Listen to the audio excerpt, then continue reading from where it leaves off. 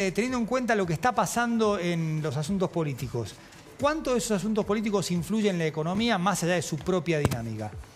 A ver, lo que hay que entender es que la política siempre determina la economía, ¿no? Porque son los gobiernos los que hacen y generan políticas en definitiva, o los políticos los que generan después reacciones y realidades en la economía, ¿no? Claramente, si vos das una mala señal a los que ahorran e invierten en la Argentina, siendo ellos argentinos o extranjeros, en términos de si se va a sostener a futuro esto de mantener el equilibrio fiscal, si generas dudas, la reacción que vas a tener en el mercado es que la gente va a sacar sus ahorros del país, va a dejar de tener pesos en el bolsillo, vas a ver subir el dólar, y uno diría, bueno, pero esto está condicionando lo que quiere hacer la política. No, no, no.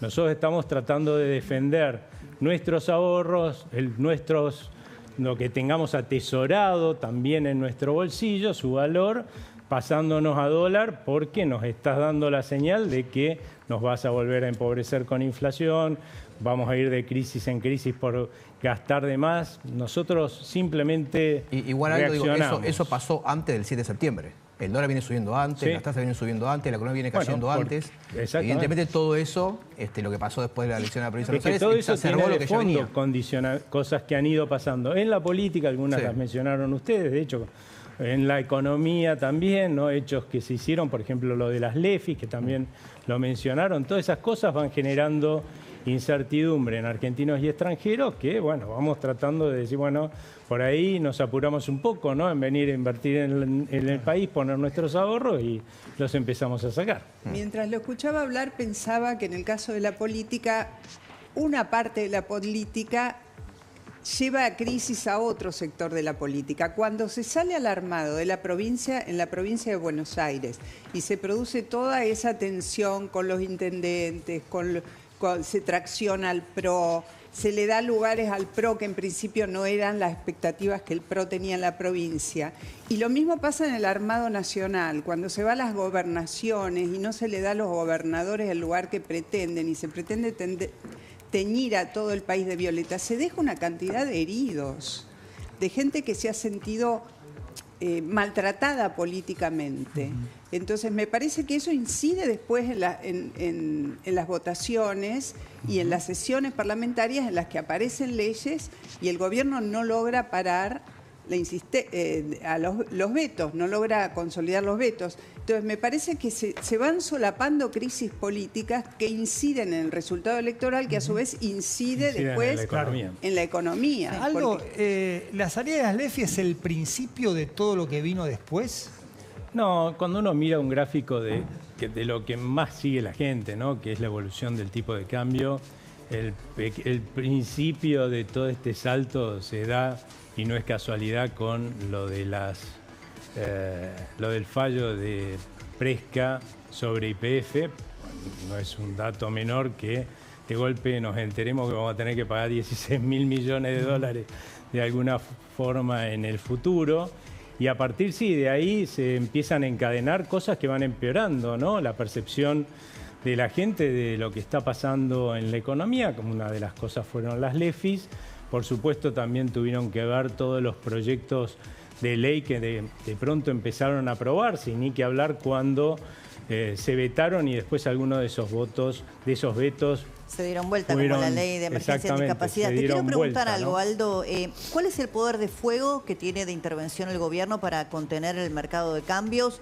Del Tesoro dicen que son aproximadamente 1.000 millones y después lo que queda son los dólares del fondo. Y si el esquema de bandas es sostenible o si en algún momento el gobierno deberá liberar el tipo de cambio o si va a privilegiar la idea de bajar la tasa de interés.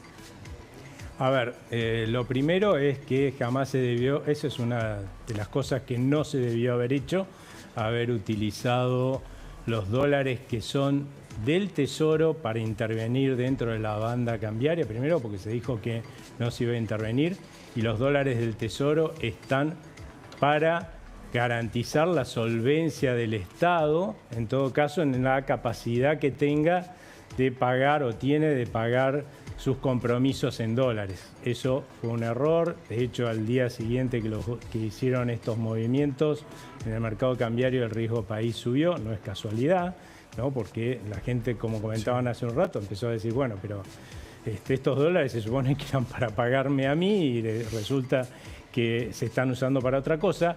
Más cuando el Banco Central hoy es un Banco Central solvente, que puede defender el valor del dólar o del peso, quiero decir que es su obligación, defender el valor del peso, y tiene los instrumentos para hacerlo en términos de que tiene propios, absolutamente propios, tiene 6.000 millones de dólares. ¿Para qué necesitaba usar lo que correspondía al gobierno? Si queremos sumar otros dólares o otros recursos que tienen disponible el Banco Central, que ya no son propios, ¿sí? Como por ejemplo los dólares del Tesoro, como por ejemplo el swap de China, podemos llegar a 14.000 millones de dólares que tiene para defender el valor superior de la banda, así que tiene una capacidad de fuego que hoy implica que la mitad de todos los pesos que tenemos los argentinos deberían irse contra el dólar. Eso es imposible. Pero evidentemente para ganarle a la banda. Algo pasó, muchas cosas seguramente, del comprar campeón dale de Caputo en julio a hoy haciendo la cuenta de cuántos dólares te quedan en la reserva para intervenir en caso de que tengas una situación. Y evidentemente no es solamente el famoso riesgo político, el riesgo del kirchnerismo. Hubo errores de política económica del gobierno para llegar a una instancia en donde estás contando, lo hiciste vos recién acá, contando cuántos dólares tenés en el Banco Central en caso de tener que intervenir. ¿Qué ves de como error más palpable que se pueda corregir después de octubre? El gobierno dice que se mantiene todo esto hasta octubre, después veremos. Mira, hoy la verdad es que claramente la salida de las LEFIs, si bien yo estoy de acuerdo con que había que abandonar las LEFIs, después podemos discutir la oportunidad, ¿no? Si antes o después de las elecciones. La verdad es que estuvo mal instrumentada, ese fue el principal error económico que se ha cometido. A partir de ahí, obviamente, sumó a todo el riesgo que se está percibiendo hoy. Y bueno, ahora hay que empezar a resolver esto, ¿no? De darle confianza a la gente. Lo último que había que hacer es, como proponían primero algunos de mis colegas, eliminar las bandas. ¿Vos conocés a alguien que, rompiendo reglas que puso, gane confianza en que las reglas que va a poner van a ser respetadas? Pero digo, el mercado tampoco las cree porque desde hace 2 meses aproximadamente, 3 creo, ¿no? Julio, agosto, parte de septiembre, se vienen rompiendo todas las normas que se dio el mismo equipo económico. En realidad no todas, pero es cierto que, por ejemplo, esta que acabo de decir, de haber intervenido con los dólares del Tesoro, claramente fue romper las reglas. Claramente lo último que hay que hacer ahora, por ahí yo no hubiera puesto ni las bandas en su momento, ¿no? Pero hoy ya que existen las bandas, y las bandas, como en realidad la sube el dólar, es la inversa de lo que pierde valor nuestra moneda, y todos los argentinos eso lo sabemos, y por eso estamos preocupados, ¿no? Entonces, que a vos te diga, mirá, la verdad es que hasta ahí vas a perder plata, porque después lo que va a pasar es que el Banco Central con sus dólares va a defender el valor de la moneda, que es para eso que está el Banco Central. Si no, ¿para qué tenemos un Banco Central? La verdad es que es un buen indicador. Lo otro que también es un absurdo es salir a decir que hay que intervenir en el mercado de crédito para bajar la tasa de interés. Eso es un disparate. En el mercado de crédito hoy tenemos menos crédito y por lo tanto más tasa de interés. Simplemente porque los argentinos y extranjeros, en vez de estar poniendo plata en la economía doméstica como hacíamos antes, y eso significa más crédito, más financiamiento del otro lado, le estamos sacando. Entonces hay menos crédito, menos financiamiento del otro lado, la tasa de interés va a subir. Ahora, imagínate volver al pasado como se hacía antes y tener un banco central que se pone a emitir para bajar la tasa. Primero, vas a depreciar más el peso, más inflación, más suba del dólar. Segundo, vas a emitir los pesos con los cuales después los inversores se van a ir a comprarte los dólares en la banda superior. Eso ya lo hemos vivido, eso ha terminado en desastre. ¿Cómo están proponiendo ese? En el diario del lunes te vuelvo a preguntar lo que recién le formulé a Leandro. Diario del lunes. ¿Fue un error no haber comprado reservas cuando el dólar estaba más cerca del piso que del techo? Sí, incluso la verdad fue un error financiero porque claramente cuando vos tenés que comprar, si vas a necesitar, teniendo los pesos, por supuesto, ¿no? Cosa que tenía el Tesoro porque tenía depositado los pesos que le había, transferido por ganancias de 2024 al Tesoro a principios de año, entonces tenía los pesos suficientes para comprar dólares. Cuando el dólar andaba por ahí por 1.100, ahí debieron haber comprado. Lamentablemente salieron a comprar justo cuando el dólar estaba subiendo, lo cual la verdad es que complicaba más la situación del tipo de cambio. Fue una decisión política igual, Aldo. Fue una decisión política, más allá de los componentes económicos. Digo, la decisión de no comprar fue una decisión política porque el presidente sostenía que el dólar iba a ir a perforar el piso de la banda y estaba en un contexto preelectoral, ¿no? Me parece que tuvo ese condicionamiento. Sí, lo hacía ahí de Débora para bajar la inflación. Perdón, no quería que esté más abajo posible. Creo que hayan pensado realmente que iba a tocar la banda inferior el dólar porque era un imposible, ¿no? La pregunta que me parece que el común de la gente se está haciendo ahora, si se lograran sostener una situación más o menos estable hasta la fecha de elecciones, ¿qué pasa después? Pues la sensación es que es como una olla a presión. ¿Qué pasa el día después? No, y el día después yo creo que lo que va a pasar es lo que leamos que fue el resultado electoral. Hoy, ¿por qué tenemos todo este lío? No es una casualidad, ¿no? No es una casualidad porque hemos tenido un montón de proyectos de ley que se han presentado en el Congreso. Está bien que por razones por ahí políticas como las que describieron hace un rato, se generó una situación política dentro del Congreso muy adversa al gobierno y por lo tanto se aprobaron gastos sin financiamiento, poniendo en riesgo la solvencia fiscal. Después el gobierno los veta, después resulta que empiezan a voltearle esos vetos cuando antes los podía sostener. Claramente tenés un problema ahí de que todos estamos diciendo, a ver, ¿qué es lo que queremos los argentinos más después de las elecciones de la provincia de Buenos Aires? ¿Qué queremos los argentinos? Mantener solvencia fiscal como los países normales, tener un banco central solvente que defienda el valor del peso como los países normales, o queremos volver al pasado en el cual se gastaba más de lo que se tenía, entonces nos llevaban a cesación de pagos, en cesación de pagos, de crisis en crisis, y cuando ya nadie le quería prestar, argentinos y extranjeros, nos cansamos de que nos estafen. El Estado buscaba financiamiento en el Banco Central hasta que lo terminaba quebrando y entrábamos en crisis cambiarias o monetarias, o queremos ser un país normal. Bueno, cuando vayamos a votar en octubre, ahí vamos a decidir con nuestro voto qué es lo que queremos, y a partir de ahí, si el veredicto de la gente, que la gente puede votar como Me guste, parece ¿no que es la cierto? gente acompañó y mucho el ajuste y toda la propuesta de contención de gasto y de reducción del Estado que planteó Milei. Pero me parece que hay algún momento en el que esa paciencia empieza a resquebrajarse y a romperse, y que está en relación con la distribución que termina siendo el gobierno y muy especialmente el presidente, porque está en su discurso, de los escasos recursos que hay. Sí, y mucho ¿Por más. qué el recorte al Garrahan? ¿Por qué el recorte discapacidad si esos recursos podían extraerse de otros lugares de la economía? ¿Por qué si la semana pasada convoca a los gobernadores, a los que inexorablemente va a necesitar para estabilizar políticamente el país, al día siguiente veta la ley de los ATN, que no es una plata que tiene que inventar el Estado, que es una plata que ya está, es una cuestión de distribución de los recursos también? Bueno, a ver, primero que nada, no cabe la menor duda que la gente ha venido apoyando a este gobierno en todo este esfuerzo. Bien lo dijo el presidente el otro día, en realidad él lideró un esfuerzo y un sacrificio, pero lo hicimos nosotros, a ese esfuerzo y ese sacrificio.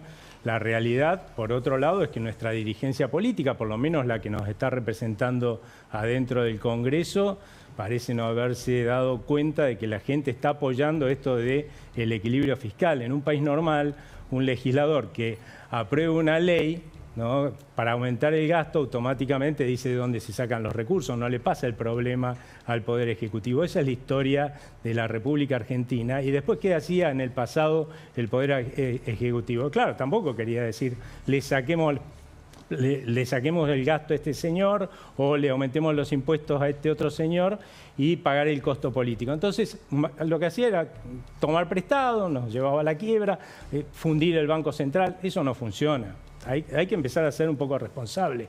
Y gracias a Dios ahora tenemos una discusión de presupuesto hacia adelante. Sí. Bueno, ahí es donde hay que cerrar los consensos. No como pasó el año pasado, que claramente fue una irresponsabilidad tremenda lo que hizo el Congreso.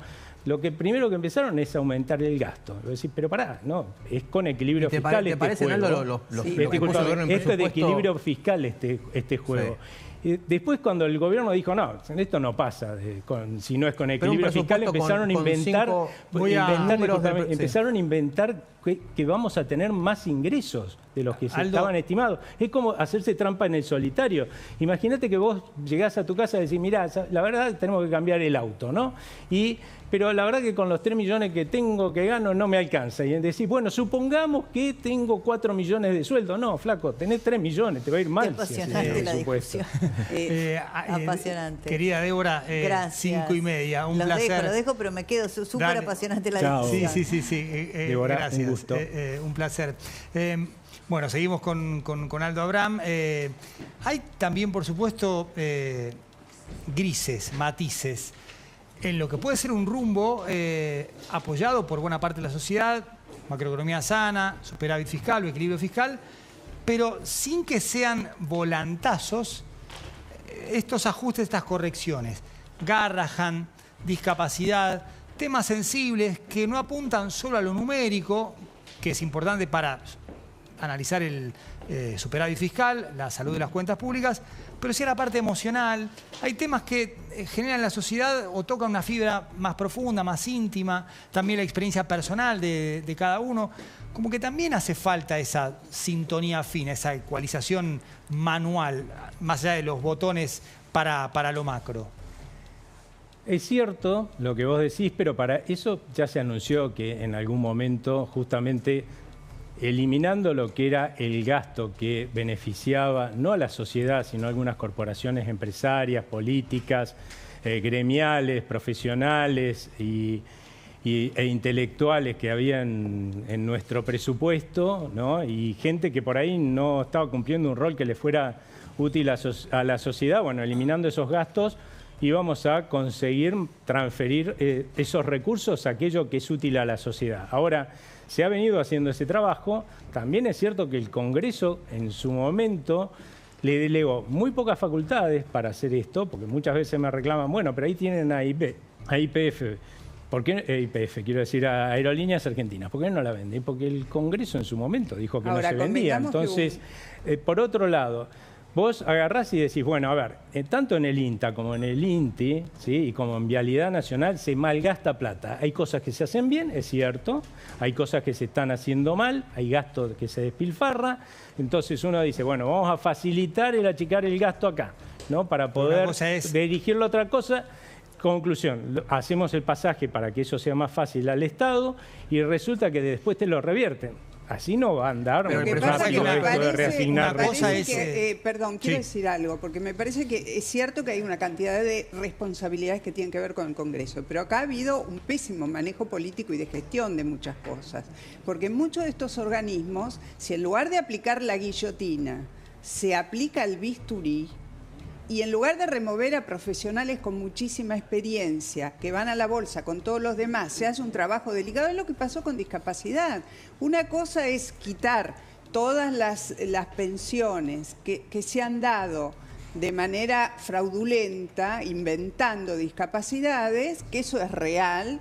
Y otra cosa es barrer a todos y mandar a los verdaderos discapacitados una terrible cola. Y con los institutos pasa lo mismo. Si uno quita a los profesionales sin discriminar claramente quiénes están realmente haciendo su trabajo y quiénes son los ñoquis, los que generan gasto y qué sé yo, se va generando un malestar.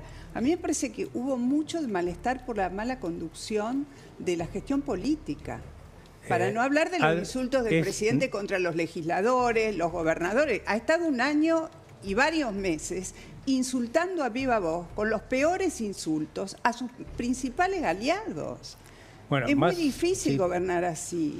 A ver, tenés razón. claramente las formas, yo no apoyo las formas del presidente, pero por otro lado, ¿cómo haces para aplicar el bisturí? Porque eso era lo que se iba a hacer con estos organismos de los que acabamos de hablar, el INTE, el INTA y Vialidad. Profesionalismo. No, es que hay que decir, bueno, pasémoslo a un lugar donde no tengan la autarquía que hoy tienen, pero como para poder decir, estos gastos en estos señores que no sirve, pero bueno, los saquemos, y estos gastos en estos señores que sí sirve, y lo sigamos haciendo. Pero no podés hacer un relevamiento, una auditoría. Si no le das los instrumentos, no se puede hacer. Lo que dijiste de discapacidad, estamos de acuerdo. Aldo, debió haber habido una mejor gestión para reducir los gastos. Pero Aldo, el Estado no tiene recursos humanos y técnicos para hacer esa auditoría, ese relevamiento de, bueno, a ver, ¿cuántos trabajadores tiene el INTA? ¿Cuántos tiene el INTI? 20.000, 25.000, estoy diciendo cualquier número. Analizar qué hace cada uno, obviamente con recursos técnicos y humanos, dedicados específicamente a hacer ese relevamiento, esa discriminación. Sí. Este es profesional, es competente, sirve, trabaja. Este es ñoqui, no. Y así con todos los empleados. Es algo que, por supuesto, como ciudadano se le debe reclamar al Estado, porque así funciona el Estado. Más allá si es grande o chico, estoy hablando pura y exclusivamente de gestión, de funcionamiento.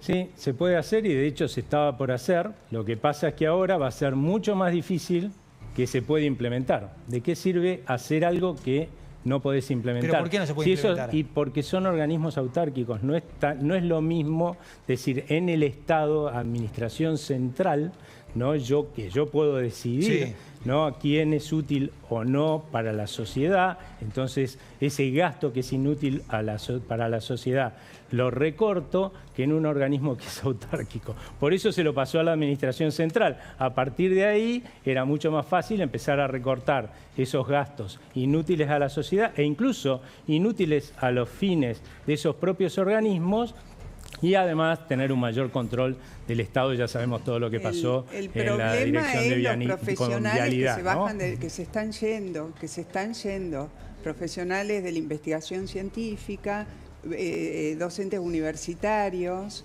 los médicos que están absolutamente pauperizados, la estructura del Garrahan, que es absolutamente imprescindible para nuestro país, el Garrahan. Al Garrahan vienen los chicos de todo el país, vienen en aviones sanitarios muriéndose al Garrahan. Y ahí los contienen a su familia. Es decir, son puntos demasiado sensibles para entrar con la motosierra. Con la motosierra, iba a decir con la multiprocesadora, que es más o menos lo mismo.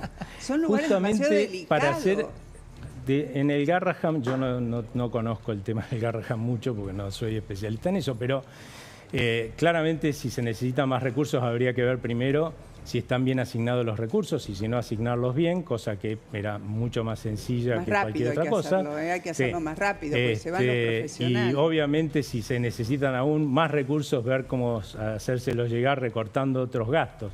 Pero de vuelta, si se está yendo gente valiosa de algunos de estos institutos de los que hablábamos hace un rato, es porque en definitiva, que es lo que está pasando en todo el Estado, como no te alcanza la plata, en todo el Estado están pagando muy mal.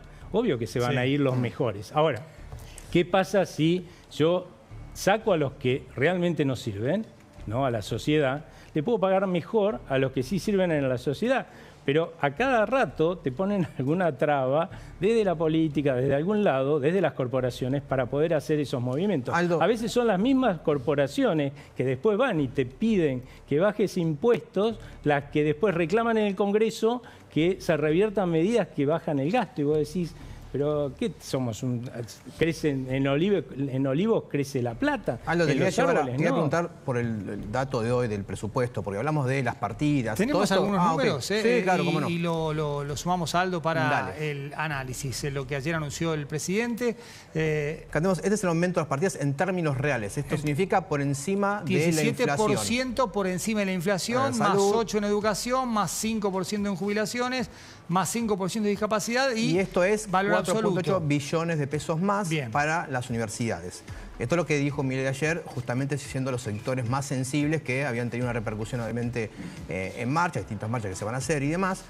Y después tenés otros datos, ¿no es cierto? Tenemos también Sí, para tenemos mostrar más, tenemos más. Quiero hacer una pregunta. Sí. 4.8 millones más Billones. o 4.8 billones sobre los 4.2 actuales, porque no es lo mismo. No, son No, 4 son billones más. más. O sea, son Serían cerca- 9 cerca- billones. Claro. 9 billones. 4,8 más 4,2 da 9. O sea, 9 billones. Y esto sería, me parece ambicioso, el 0,3 de superávit financiero, pagando exactamente, porque intereses. tenés los intereses de deuda bastante Y el elevados. 1,4 del PBI, un superávit primario, contra el 1,6 de este 2025. año, y vos tenías para el 2026, en el acuerdo con el fondo, iba a ser 2.2, con lo cual tenés menos superávit que lo que tenías hablado con el Pero Fondo tenés Monetario. más de lo que habías hablado con el fondo, 1,6 respecto a 1,2. Mantienes el superávit, pero no la promesa de tener un 2.2 de superávit fiscal en el año que viene. Y después tenés los datos, lo que te voy a preguntar justamente ahí, Aldo, es inflación del 10%, dólar 1.423, 5% de crecimiento. Cuando uno preguntó recién a colegas tuyos economistas, la palabra que salía rápidamente es un dibujo, poco creíble. 10% de inflación, 10%, acá lo tenemos. 0,8%. De inflación cuando vas a cerrar casi 30 con un dólar, y esto es clave, un dólar que el gobierno dice para diciembre del 2026 más abajo que ahora. Claro. Cuando todo el mundo dice va a ser más alto, con lo cual la inflación va a ser más alta que esta, obviamente, más que el 10% que pronostica, o por lo menos que quiere inducir el gobierno. ¿Es creíble este número, estos números del presupuesto? Yo creo que si vos juntás acá a todos los economistas, colegas míos, conmigo Sí. también, por supuesto, ¿no? No vamos a coincidir ninguno con las estimaciones del otro. Entonces, si esto es una estimación, Sí. O sea que ¿Pero es una después llega a estimación tener o es razón una el guía que el gobierno y no gobierno sé qué dice, se yo van a quiero ir para este disfrazar. lado? Pero la verdad es que las mías no coinciden con esas estimaciones. tampoco. ¿Sí? Tampoco.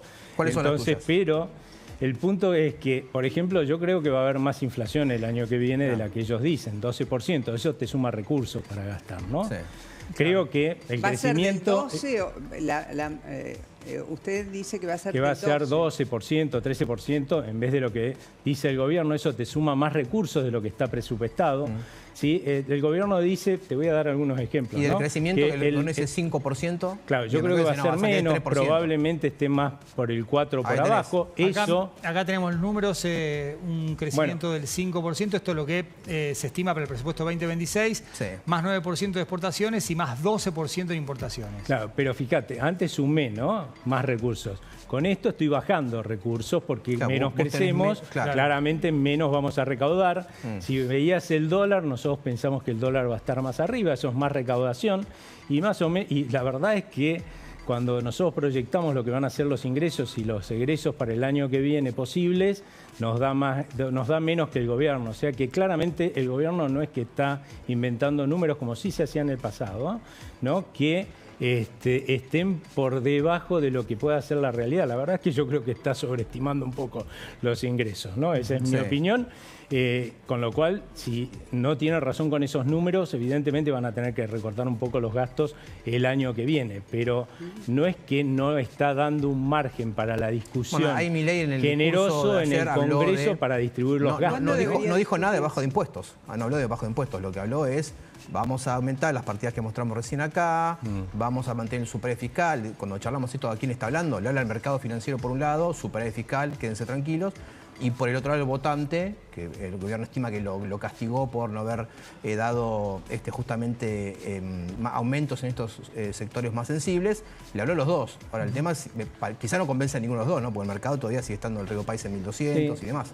Igual un punto que tienen que tener en cuenta, porque de hecho ya lo había anunciado el gobierno hace rato, ¿no? El gobierno dijo, no va a crecer el peso del Estado sobre el sector privado. Eso Sí. como diciendo, bueno, no vamos a aumentar el peso de esta carreta que tenemos que empujar todos los argentinos del sector privado argentino, porque si no vamos a ir todos mucho más despacio empujando la carreta, ¿no? Cuanto más pese, y eso se cumplió en este presupuesto.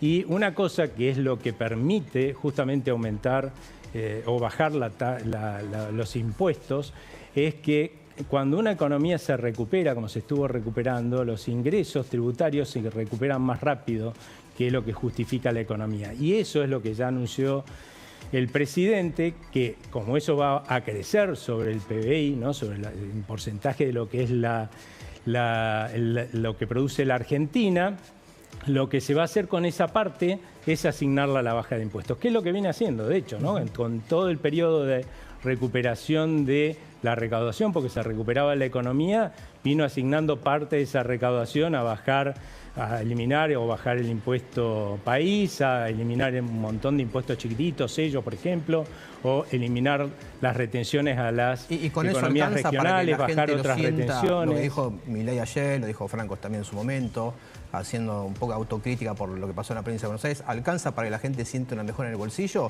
o va a quedar en el gran número macro? Bajamos la inflación, hacemos esto, pero después en la calle no se siente, que es el gran reclamo. Yo creo que una cosa es lo que la calle siente y la gente siente, que es una realidad, y creo que hay un cierto exitismo que no debe haber existido, ¿no? En el gobierno. De hecho, creo que parte del discurso de la presentación del presupuesto apuntó en ese sentido. Sí, no hemos llegado a la tierra prometida, eso es verdad. Estamos todavía en el desierto, algunos festejaron como si hubiéramos llegado a la tierra prometida, pero la realidad es que cae cada vez más maná del cielo, lo cual está bueno. Para que ustedes se den una idea, desde el mínimo que llegó desde la debacle que hubo de los ingresos, primero desde 2017, ¿no? El poder adquisitivo de nuestros ingresos y después, pero profundamente en el último año de la anterior gestión, que se destruyeron el poder adquisitivo de los sectores informales de la economía, se ha recuperado. El poder adquisitivo de esos sectores se ha duplicado. Ahora, claro, vos me lo comparás con lo que cuando empezó la debacle en 2023 y falta. Claro, todos los números contra el 23 todavía con esto, ¿qué te quiero decir? Negativo. Vos no le podés decir a la gente, che, vos ya estás igual que antes, claro, ¿no? Cubrís todo el mes. No, lo que es cierto que antes no llegabas al día 20, ahora llegás al día 27, pero todavía está ahogado porque no llegás al día 30. Claro. Y bueno, hay que seguir trabajando para que eso sea una realidad. Perdón, Aldo ha sido muy claro. Los consumo están diciendo, no están diciendo precisamente eso, están diciendo que cada vez se acorta más el mes de consumo para la gente. Y otra cosa que está en el aire es qué va a pasar con las pymes, las pequeñas producciones regionales. Ahí hay mucha inquietud, hay mucha preocupación. Al abrirse la importación, la caída de posibilidades para los productores más chicos. Esto se está escuchando mucho, no sé, yo como periodista lo escucho, creo que el común de la gente escucha esa dificultad de saber cómo van a mover esa economía que no es la de la industria extractiva ni la del campo, sino los pequeños productores que generan una gran cantidad de trabajo. A ver, voy a contestar una, pues si no me van a echar, pero una nada más. Pero la verdad es que en el primer trimestre de este año el consumo fue récord, ¿sí? O sea que no sé qué datos estarán mirando quienes dicen que no aumentó el consumo. Es cierto que desde el segundo trimestre, por toda la incertidumbre que se generó, que ya estuvimos hablando, la gente retrajo el consumo, la gente con miedo consume menos, ¿sí? Si uno mira las cifras del supermercado, en realidad no está mirando donde tiene que mirar, porque ahí sí vas a notar que estuvo aumentando las ventas, pero eso es porque cada vez la gente que era pobre fue menos y esa gente va y consume en el supermercado más. Pero lo que hizo caer en una recesión, en crisis a la Argentina durante el 2023 y principios del 2024 es que los argentinos tuvimos pánico de ir a una crisis y cuando tenemos pánico de ir a una crisis recortamos nuestros gastos para ahorrar en dólares, pero no recortamos nuestros gastos en dejar de comer. ¿Sí? No recortamos nuestro gasto en medicamentos, recortamos en las cosas que no son que son prescindibles. En algunos sectores entonces, no alcanza. Claramente cuando dejamos de ver una crisis, ¿dónde se recuperó el consumo? Lo que habíamos recortado. No íbamos a consumir mucha más carne de la que estábamos consumiendo porque ahí nos recortamos. Y si vos miras esos sectores, hasta principios de este año, tuvieron un aumento fenomenal. Las ventas de autos, las ventas de electrodomésticos. En los últimos 3 meses se hizo otra cosa. Por ejemplo, dejar de pintar tu casa. Sí. La gente empezó a pintar su casa. Anda con conseguir un tipo que te pinte la casa, ¿no? Es muy difícil. Bueno, esos consumos que fueron retrasados o que postergados, mejor dicho, fueron los que se recuperaron. Pasa que hay sectores a los cuales y el resto no llega eso. ¿Cómo? Que hay sectores en los que realmente la plata no alcanza. No, pero es lo que acabo de decir hace un rato, pero en la medida... Consumo, ¿no? ¿Por qué se recuperaron mucho más los ingresos hay de los diferentes informales? velocidades, o sea... Porque nosotros, los que postergamos gastos, empezamos a hacerlo. Y entonces yo contraté el pintor para venir a pintarme la casa, cosa que no hubiera hecho en el 2023 ni de casualidad, ¿no? Contraté por ahí a alguien que me venga a cortar el pasto, ¿no? Ese señor antes estaba sin trabajo, volviste a contratar una empleada doméstica, gasto que recortaste. Por eso es que están mejor hoy, el doble tienen de ingreso y hay cada vez menos pobres, porque justamente todos esos gastos que recortamos, los que podíamos gastar, los estamos haciendo ahora. Bueno, es que esto es un proceso. La gente no puede... Yo por eso a veces... Realmente creo que cuando el gobierno planteó exitismo se equivocó, porque la gente es consciente de que acá para resolver décadas de desastre hay que hacerlo con trabajo y sacrificio porque no hay varita mágica, ¿sí? Pero lo que sí le tenés que decir, y así ganó Milei de hecho, ¿no? Es bueno, todavía estamos en el desierto, cada vez que va a caer más manada del cielo, pero por este camino vamos a llegar a la tierra prometida, y eso es que vamos a recuperar y vamos a mejorar nuestro poder adquisitivo que teníamos aún en 2017, que está re lejos, ¿no? Aldo, ha sido muy claro y muy amable. Gracias, gracias por sumarte a este noticiero. Carola Gil, en un ratito vamos a estar con Fabián Onetti para hablar de lo que es la economía mirada de Estados Unidos